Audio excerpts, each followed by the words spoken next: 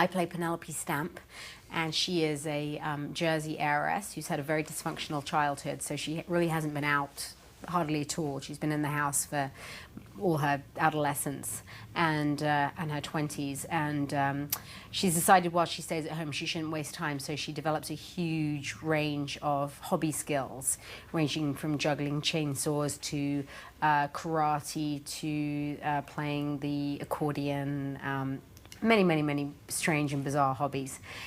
And she becomes the mark for two con men, played by Adrian Brody and Mark Ruffalo, and Rinko.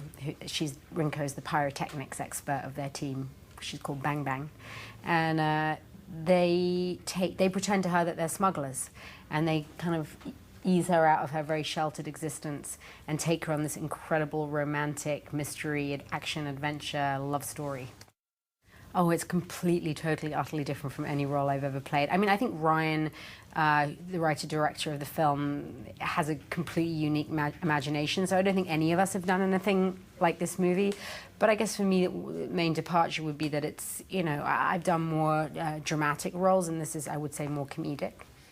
I think to be a con man, you have to be a great actor, and to be a great actor, you have to be a good con man or woman. Ryan is a delight to work with.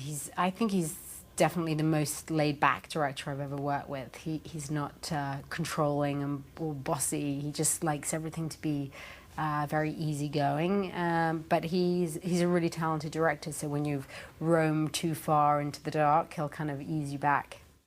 Adrian Brody and Mark Ruffalo play brothers, and they spend a lot of time together off set to kind of get the kind of brotherly buddy feeling going.